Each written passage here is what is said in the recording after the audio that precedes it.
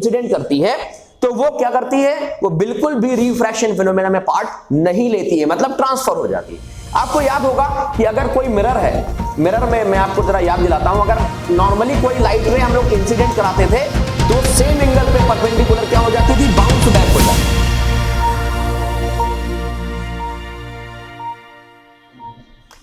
Hello students, कैसे हैं आप सभी? मैं हूं आपका friend and guide Krishna Tiwari.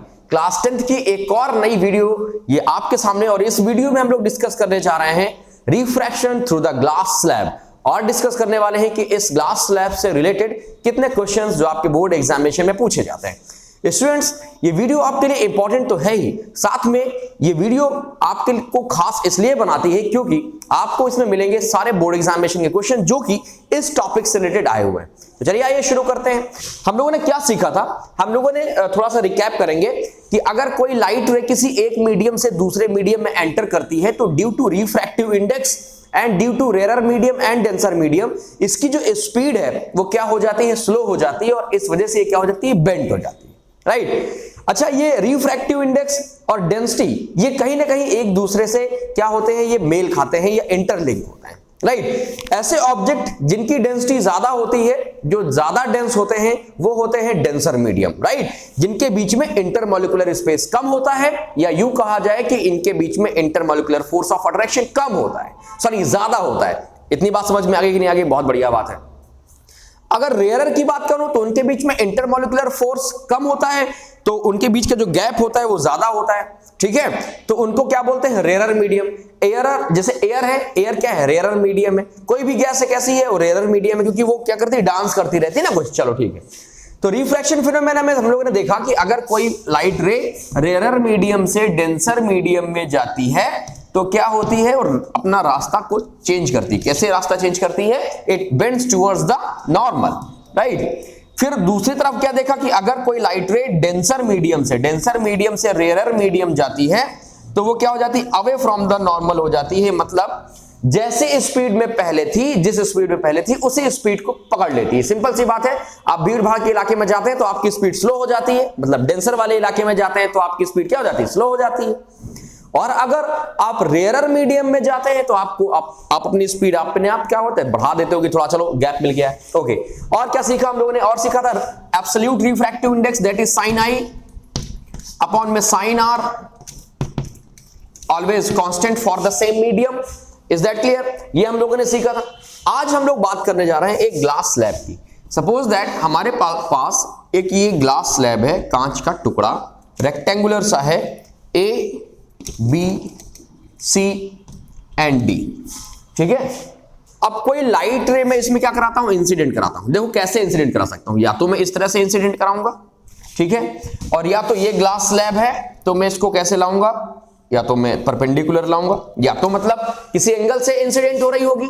ठीक है, सरफेस से किसी एंगल से इंसिडेंट हो रही होगी, और या तो सरफेस से हो तो 90 डिग्री पे रही किसी एंगल पे, लेकिन या तो परपेंडिकुलर पे हो गई। इसमें क्या है, 90 का केस नहीं है, इसमें 90 केस है, बस बात खत्म। क्या होता है जरा देखो दोनों में। ये हमने पढ़ा है, ये कौन सा है, मीडियम 1 है जो कि एयर है, तो ये रेयर मीडियम हो गया, और ये मीडियम 2 है जो कि है डेंसर मीडियम हो गया। हो गया कि नहीं हो गया? क्या सीख के आए हम लोग कि अगर कोई लाइट रे रेयर से डेंसर में जाती है तो सपोज दैट ये नॉर्मल है, तो नॉर्मल से क्या हो जाती है, नॉर्मल की तरफ बेंट हो जाती है। तो सपोज ये बेंट हो गई, ठीक है, बेंट हो गई ना, देखो कुछ ना कुछ। और अगर ये लाइट रे बेंट ना हुई होती तो इंसिडेंट कहां से करती, कुछ इस तरह से क्या कर जाती है, इंसिडेंट कर जाती। अच्छा, क्या मेरी बात समझ में आ रही कि नहीं आ रही? कुछ इस तरह से इंसिडेंट कर जाती, बाहर निकल जाती है ना, लेकिन बेंट कर गई। देखो तो ये गैप लिया इसने, बेंट किया टुवर्ड्स द नॉर्मल। अब ये डेंसर से इस मीडियम की बात करें, अब ये डेंसर मीडियम से फिर मीडियम 1 रेयरर मीडियम में आ रही है, तो मैंने आपको बताया था कि डेंसर से जब रेयरर जाती है तो ये नॉर्मल से क्या हो जाती है, अवे हो जाती है। इसमें देखो नॉर्मल कहां बनेगा, ये कुछ नॉर्मल बनेगा कि नहीं बनेगा, 90 डिग्री पे। ओके। और यहां से क्या हो जाएगी, अवे हो जाएगी। बात समझ रहे हैं कि आप लोग कि नहीं समझ रहे हैं? ये कुछ अवे हो गई, ठीक है। देखो कुछ ये बाहर जाती हुई दिखाई दे रही है, अगर ना होती तो कुछ इस तरह से निकल जाती है ना। Okay. Glass slab, ray of incident, angle of incident है ना, angle of incident, angle of refraction जो नॉर्मल के साथ बन रहा है, एंगल ऑफ इमर्जेंट, इसको क्या बोलते हैं, एंगल ऑफ इमर्जेंट बोलते हैं। जो ये इमर्जेंट रे है ना, सब कुछ पास करके आई है, ये क्या होगा जरा देखो, ये एक Z बन रहा है, Z कि नहीं बन रहा? अब बहुत बच्चों के माइंड में कंफ्यूजन ये रहता है कि अगर इस मीडियम की बात करें तो लाइट रे यहां पर एंटर कर रही है, यहां से जा रही है बाहर, तो इस मीडियम के लिए बात समझ रहे हैं ना, इस प्लेस के लिए ये इंसिडेंट रे हुई और ये रिफ्रैक्टेड रे हुई। लेकिन आपको ये शायद Z दिख रहा होगा, दिख रहा है Z कि नहीं दिख रहा, कुछ इस तरह से। अगर ये आपको Z दिख रहा है तो आपको पता होगा ये अल्टरनेट इंटीरियर एंगल होते हैं जो कि इक्वल होते हैं। अगर ऐसा है तो अगर ये एंगल ऑफ R है तो ये भी हमारे लिए एंगल ऑफ क्या हो जाएगा, ये R हो जाएगा। क्या इतनी बात समझ में आई कि नहीं आई? अब देखो आपको स्नेल्स लॉ समझने में बहुत ही आसानी होगी। क्या आसानी होगी? स्नेल्स लॉ क्या कहता था कि साइन I अपॉन में sine R is equal to constant, कहता था कि नहीं कहता था? चलो फिर से थोड़ा एक बार और ट्राई करते हैं। Incident ray, refracted angle, emergent angle. ठीक है, थोड़ा सा रोक रहा हूं मैं आपको, लेकिन आपका माइंड मैंने आपको सेटअप दिया है कि इसके बाद हम क्या क्लियरिफाई करेंगे। जरा देखिए, ये अगर रे बेंट नहीं होती तो ये निकल जाती, इसको बोलते हैं इंसिडेंट रे, ये होती है इमर्जेंट रे। जो डिफरेंस होता है ना प्लेस का, जो हम गैप होता है ना, प्लेस गैप, डिस्टेंस होता है, इसको बोलते हैं लेटरल डिस्प्लेसमेंट। क्या बोलते हैं? Lateral displacement. इतनी बात समझ में आ गई? फॉर एग्जाम्पल, अगर मान लो आपके पास एक ये ग्लास है, ये ग्लास है, ओके, ये ग्लास है और इसमें पानी भरा हुआ है और कोई कॉइन है, आपको यहां पर दिख रहा है कॉइन, लेकिन एक्चुअल में कॉइन आपको थोड़ा सा कैसा दिखेगा, अपर लेवल में दिखेगा, इसका लेवल थोड़ा सा राइज होगा। इसको बोलते हैं शिफ्ट। क्या बोलते हैं? शिफ्ट। मतलब कि एक्चुअल में कॉइन होना चाहिए इस प्लेस पे, लेकिन हमें दिख रहा है कुछ इस प्लेस पे, तो ये जो गैप हो गया ना, इसको बोलते हैं शिफ्ट। इतनी बात समझ में आ गई कि नहीं आ गई? आगे समझ में। और ये जो शिफ्ट है ना, किसकी वजह से हो रही है? वो रिफ्रैक्शन की वजह से हो रही है, क्योंकि एक्चुअल रे क्या है, इंसिडेंट ये है, लेकिन बेंट होने के बाद, रिफ्रैक्शन फेनोमेना होने के बाद इसके बीच में एक गैप हो जाता है जिसको बोलते हैं लेटरल डिस्प्लेसमेंट। क्या बोलते हैं? Lateral displacement. ओके, तो कॉइन यहां पे पड़ा है लेकिन दिख यहां पर रहा है, तो इसको क्या बोलते हैं? शिफ्ट बोलते हैं। और शिफ्ट किसकी वजह से? लेटरल डिस्प्लेसमेंट की वजह से। अच्छा, एक चीज और, कॉइन यहां पर था, दिख यहां पर रहा है, तो इसको बोलते हैं क्या? Real depth. क्या बोलते हैं? Real depth. This is real depth. Coin ये दिख रहा है, दिस इज अपीयरेंट डेप्थ। ओके, क्यों होता है? रिफ्रैक्शन की वजह से। खैर, ये चीजें तो आपको समझ में आ गई होंगी, रियल डेप्थ क्या हो गई, अपीयरेंट डेप्थ क्या हो गई, क्योंकि ये पता है आपको आगे पढ़ने के लिए मिलेगा, बहुत ढेर सारा भर भर के मिलेगा, डिफ्रैक्शन, रिफ्रैक्शन, रिफ्लेक्शन, बहुत कुछ है इसमें। ठीक है, खैर, तो ये फेनोमेना क्यों होता है ये आपको समझ में आ गया। अब जरा वापस से अपने फिगर में आते हैं, फिर से मैं थोड़ा सा रिपीट करता हूं। रेयर मीडियम से denser, bend towards the normal, denser से rare, away from the normal. Incident angle हमने देख लिया, एंगल ऑफ देखा हमने इमर्जेंट। अब जरा एक चीज रिलेशन और समझिए, एंगल ऑफ इंसिडेंट जो है ना, वो एंगल ऑफ इमर्जेंट के क्या होगा? बराबर होता है। Angle of incident always equal to the angle of emergent. मतलब ये एंगल इक्वल है, ये एंगल इक्वल है। ठीक है, ये होता है refraction through the glass slab. चलिए पहले क्वेश्चन पे आते हैं कि अगर मान लीजिए कोई लाइट रे में कोई ग्लास ब्लॉक है और उसकी लाइट किसी एक एंगल पे इंसिडेंट कर रही है उसके सरफेस पे, तो बताओ कि लेटरल डिस्प्लेसमेंट कितना होगा? तो ये आप नहीं बता सकते हैं, ध्यान रखिएगा, क्योंकि ये जो लाइट है वो अप्रॉक्स पैरेलल जा रही होती है किसके? इंसिडेंट रे के। एक्चुअली पैरेलल होती नहीं है, ध्यान रखिएगा, पैरेलल दिख रही होगी लेकिन ये एक्चुअली पैरेलल नहीं है।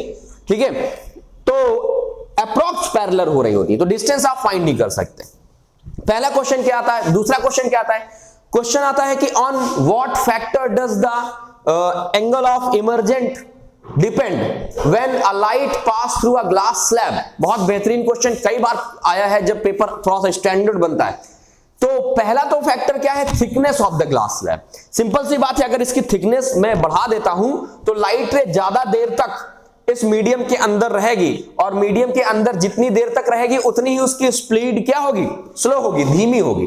आप में से जिन बच्चों ने प्रीवियस वीडियो देखा होगा तो उसमें मैंने आपको चौक फेंक के बताया था कि कैसे स्पीड स्लो होती है, राइट? तो अगर थिकनेस बढ़ा दोगे, क्या बढ़ा दोगे? थिकनेस बढ़ा दोगे तो ज्यादा देर तक लाइट को ट्रेवल करना पड़ेगा डेंस मीडियम में, और ज्यादा देर तक ट्रेवल करेगी तो उसकी स्पीड उतनी ही क्या होगी? स्लो होगी।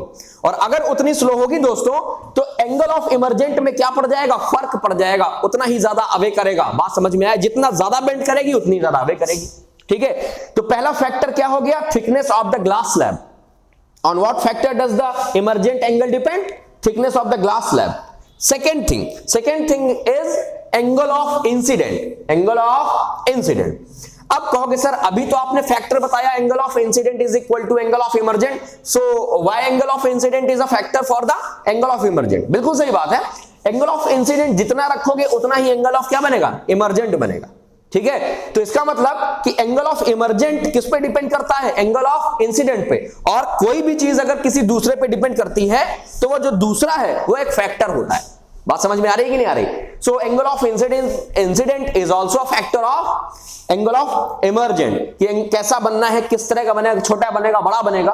तो ये दो फैक्टर हैं जो एंगल ऑफ इमर्जेंट पे क्या डालते हैं, इंपैक्ट डालते हैं। चलिए थोड़ी सी और बात कर लेते हैं। क्वेश्चन तो एक और है कि अगर मान लीजिए मैंने यहां पर लाइट रे परपेंडिकुलर ड्रॉ करी, मतलब case number 2, when we draw the perpendicular ray just linking with the normal, so what is the angle of emergent. तो दोस्तों ये आपको जान के बिल्कुल हैरानी नहीं होनी चाहिए कि अगर 90 डिग्रीज पे कोई लाइट रे इंसिडेंट करती है तो वो क्या करती है, वो बिल्कुल भी रिफ्रैक्शन फिनोमेना में पार्ट नहीं लेती है, मतलब ट्रांसफर हो जाती है। आपको याद होगा कि अगर कोई मिरर है, मिरर में मैं आपको जरा याद दिलाता हूं, अगर नॉर्मली कोई लाइट रे हम लोग इंसिडेंट कराते थे तो सेम एंगल पे परपेंडिकुलर क्या हो जाती थी, बाउंस बैक हो जाती थी।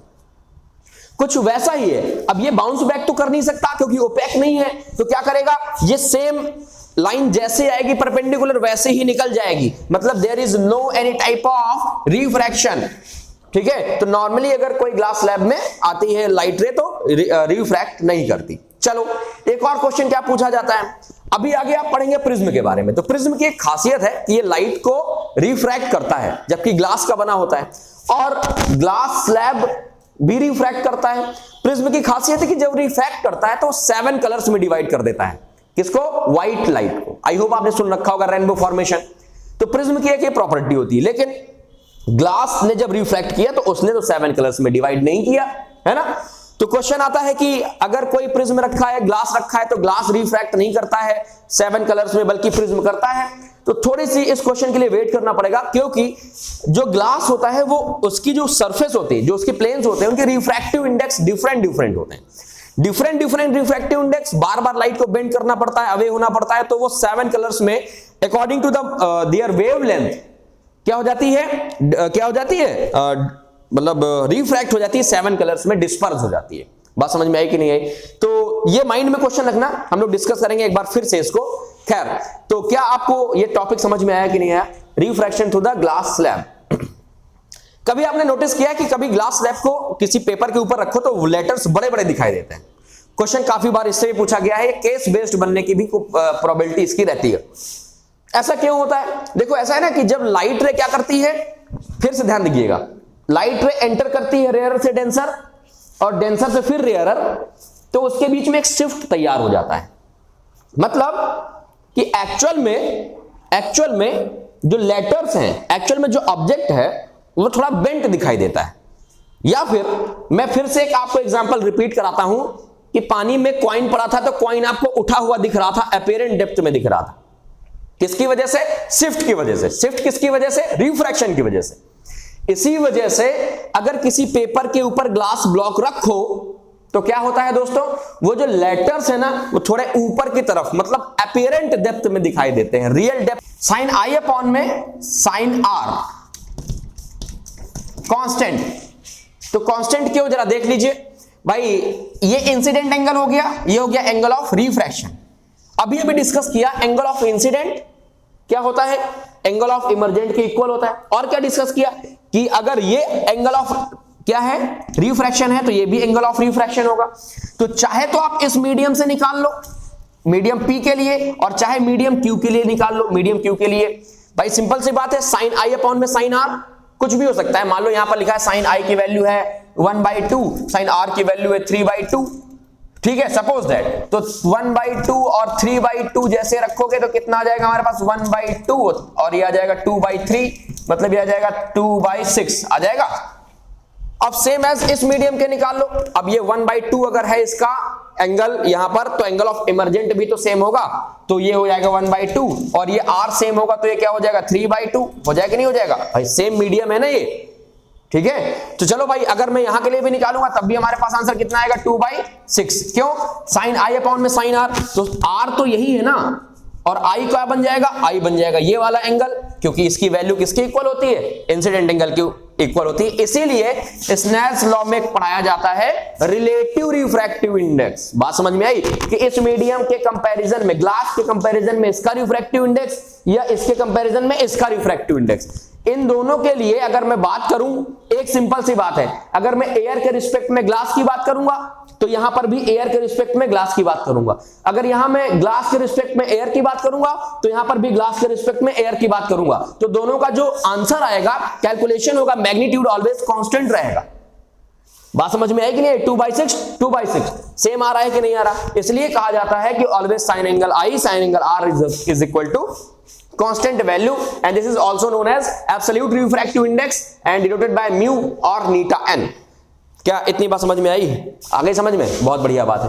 तो ग्लास स्लैब का ऑलमोस्ट जितना क्वेश्चन है वो मैंने आपको समझा दिया है, और कैसे रिफ्रैक्शन होता है ग्लास ब्लॉक में ये भी आप लोगों ने जान लिया है। कमेंट करके जरूर बताइएगा कि आपको ये वीडियो कैसा लगा। इसी तरह छोटे छोटे कंसेप्ट हम लोग क्लियर करते चलेंगे और एक टाइम ऐसा आएगा जब हम लोग का चैप्टर पूरी तरह से क्या हो जाएगा, फिनिश हो जाएगा। अब हमें जो पढ़ना है वो पढ़ना है रिफ्रैक्टिव इंडेक्स। क्या पढ़ना है, रिफ्रैक्टिव इंडेक्स। बहुत लाजवाब कमाल का टॉपिक है, और तभी हम लोग पढ़ेंगे रिवर्सिबिलिटी ऑफ लाइट, और फिर हम लोग सीखेंगे लेंसेज के बारे में और उनमें इमेज फॉर्मेशन। ठीक है, तो इसी तरह प्यार बनाए रहिए, जुड़े रहिए हमारे साथ। मिलते हैं किसी नेक्स्ट वीडियो में, तब तक के लिए हंसते मुस्कुराते रहिए। Bye bye, tata and take care.